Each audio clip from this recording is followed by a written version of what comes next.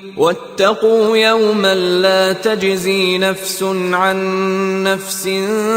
شيئا ولا يقبل منها عدل ولا تنفعها شفاعة ولا هم ينصرون۔ اور دوسری آیت بھی جو کہ طرف یہ ہے کہ ترتیب تھوڑی سی بدلی ہے، بریکٹ یوں بناتے ہو تو اس کی چونچ ادھر ہوتی ہے تو اس کی چونچ ادھر ہوتی ہے، تو اسی طریقے سے ذہن میں رکھیے کہ دوسری آیت کی ترتیب تھوڑی سی بدل دی ہے، درمیانی، اور وہ بھی درمیان میں چونچ والا معاملہ جو ہوتا ہے۔ وَاتَّقُوا يَوْمًا لَا تَجْزِي نَفْسٌ عَن نَفْسٍ شَيْئًا، یہ تو جو کا تو وہی ہے، ڈرو اس دن سے جس دن کوئی جان کسی دوسری جان کے کام نہ آ سکے گی۔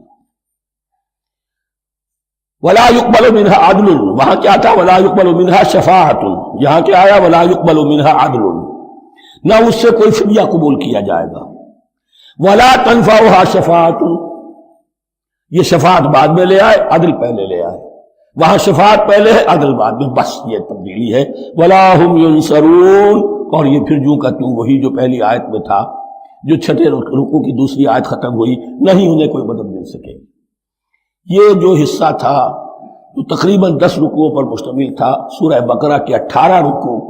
کہ جن میں روح سخن ہے سابقہ امت مسلمہ کی طرف، 4 رکوع بڑے عموم کے حامل تھے، لیکن بین السطور وہاں بھی اشارے موجود تھے، روح سخن جو تھا